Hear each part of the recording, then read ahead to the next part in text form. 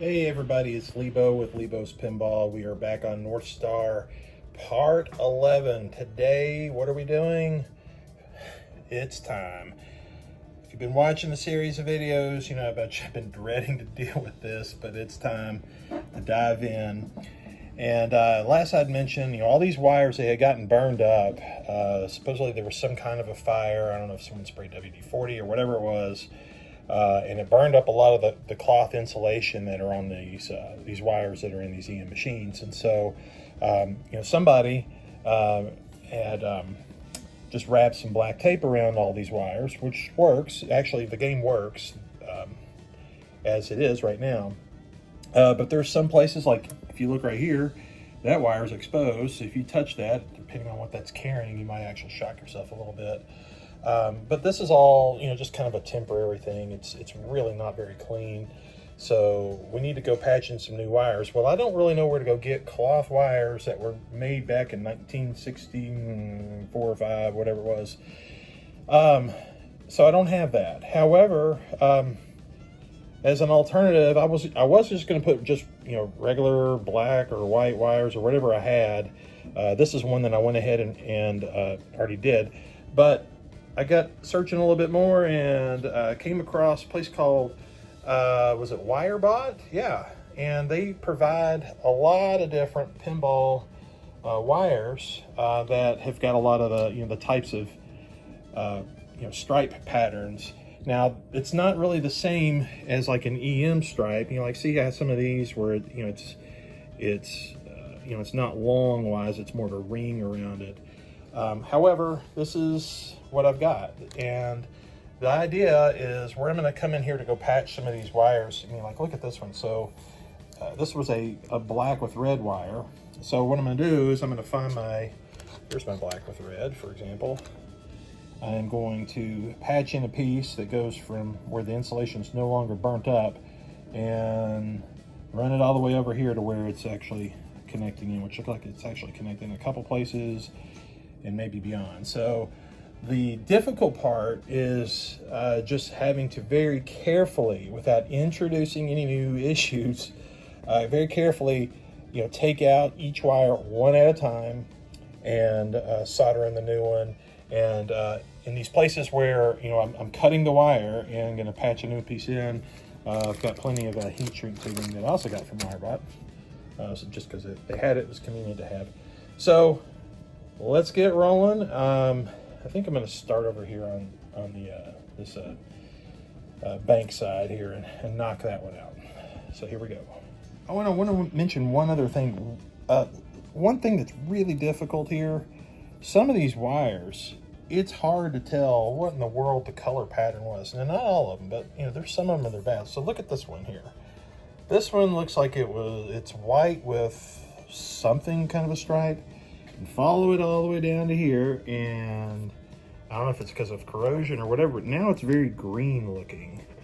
And if I follow it all the way down, it's maybe hard to tell.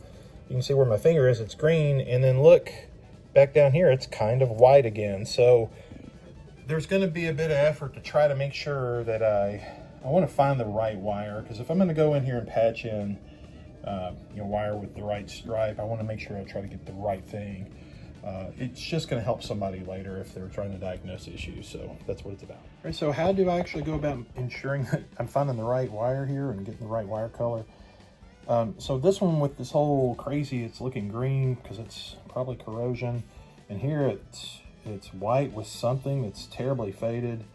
I got to go look at the schematic, kind of figure out what in the world is this and what's the switch doing. So I know that this is the tilt relay.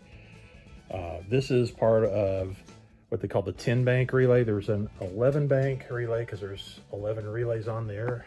And this one is the 10 bank because there's 10 relays.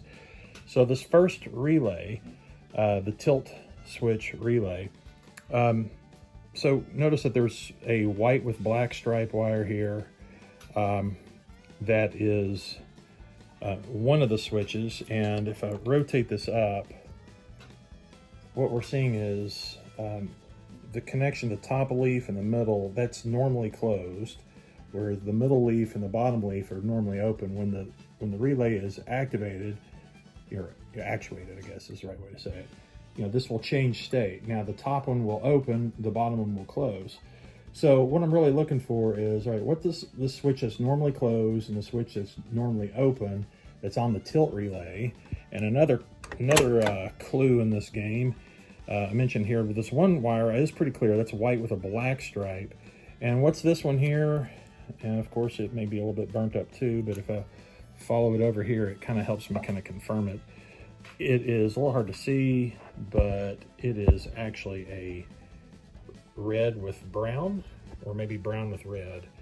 So let's come over here to the schematic and let's play this game of Clue a little bit more. So again, here is this whole 10 bank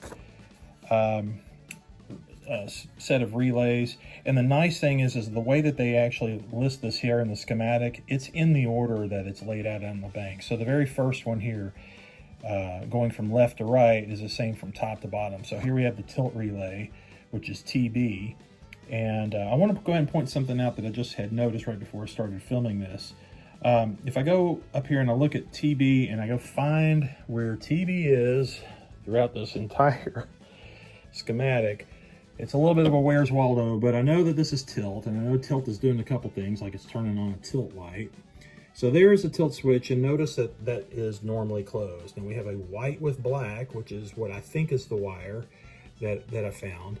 And what is it switching? It opens and closes with a white with red. So I'm thinking that that wire is going to be a white with red. And some other things to ensure that I'm figuring this out right. The other switch that goes normally open to close, that's this one right here, that other wire, it says that's brown with red. So that makes me feel that that is the right two switches that I was looking at, and give even more assurance to it all. So this same white with red mystery wire, notice that it's also part of the switch for an XB relay. And if you follow it, let's see, follow it up right here. See HB, that switch right there, that's also going to be on this mystery wire, white with red. So what's an HB and what's an XB? If I come back down to the 10-bank relay, the XB is the 1, 2, 3rd coil down or relay down. HB is the 4th one down.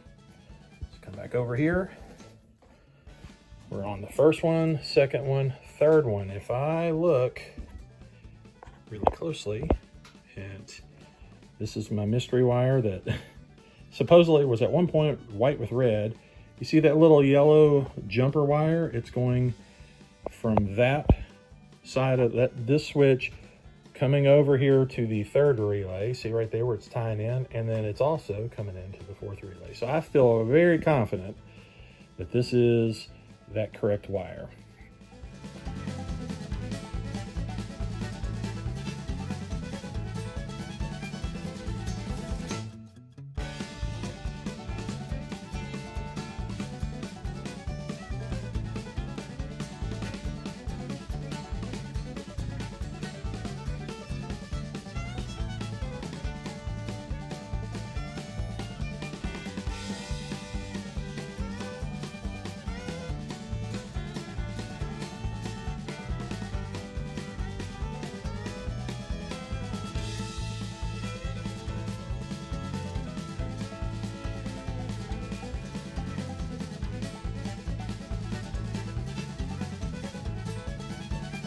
All right, so we got the first one taken care of here. Just kind of show you what it did. So here is the junk that I cut out. In some cases, I'm just going to be patching in a new little piece of wire. In some cases, I'm going to be not only just reconnecting it where the wire's coming in, but I'm going to completely unsolder it from whatever switch or solenoid or coil that it's connected to. And like in this case, this what is now determined to be a white with red wire from what we researched on the schematic. I connected it in here. You see where it's heat shrink tubed into that wire. It comes up here, and It actually connects in right here to the switch, which then that little yellow jumper wire goes over to the third and fourth coil, or switches like we were talking about. But instead of cutting the wire, I actually just stripped part of the insulation back, solder that on, and then continued the wire on where it comes over here and it ties in once again to this terribly faded white and red wire. So one down and probably like another, I don't know, looks like 30 or so to go. Maybe 30, maybe a little more. Let's keep trucking along.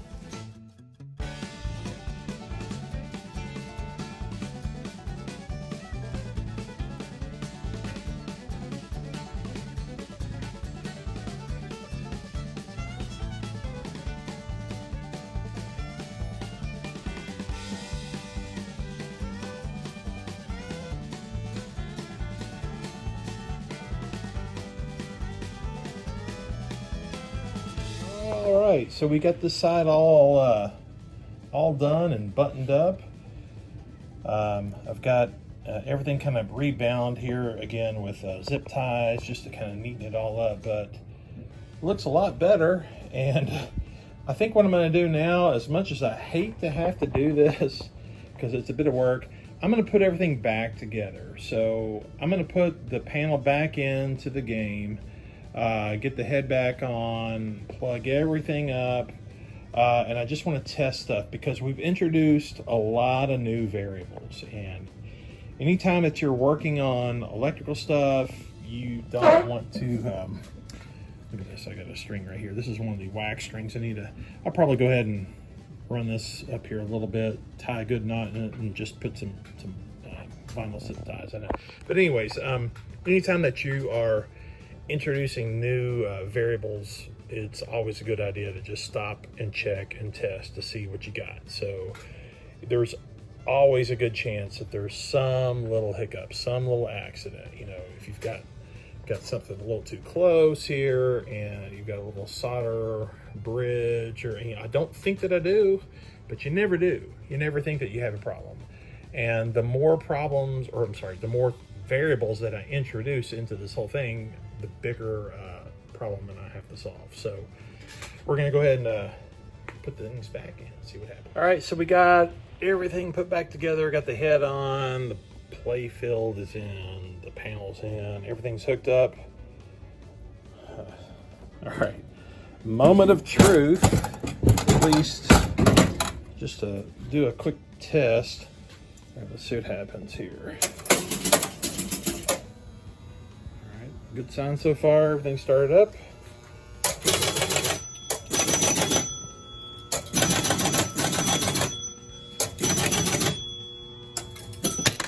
Good. That's good.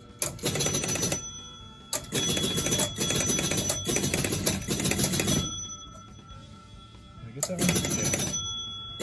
Yeah, that one. All right, everything so far.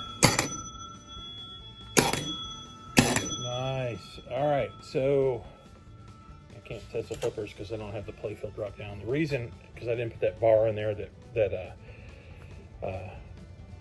releases the latches to drop the playfield completely down, but I'm not going to test that. That's not a big deal. All right, so that's a good sign. I think everything that I did so far, no problems, at least nothing apparent that I've seen so far. So time to come back out and let's shift over to the other side. This is actually a good stopping point for now. I'm gonna pull everything out, set it back up on the table, get ready for the next phase, but go ahead and wrap it up for the day, and thanks for watching.